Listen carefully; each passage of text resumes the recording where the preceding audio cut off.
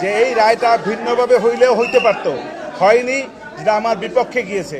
সেজন্য আমি ক্ষুব্ধ, আমি আমার ভিতরে কষ্ট লালন করতেছি। এর বাইরে আমার কিছু বক্তব্য নেই। আপিল করার সুযোগ নাই। আমি তো কষ্ট পাচ্ছি। আপনার মুখে হাসি দেখা যাচ্ছে। কেন কষ্ট পাচ্ছেন? আপনি বলেন কেন কষ্ট পাচ্ছেন সেটা বলেন। আমার এই জন্যই কষ্ট পাচ্ছি, আমার আসামির সাজা হয়েছে সর্বোচ্চ সাজা।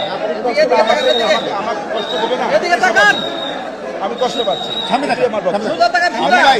আর আমার পক্ষে এই মামলায় কোনো এপিল করার সুযোগ নাই যতক্ষণ পর্যন্ত আমার ক্লায়েন্টরা এসে মাননীয় ট্রাইব্যুনালে সারেন্ডার করবেন অথবা তারা কোনোভাবে গ্রেপ্তার হবেন।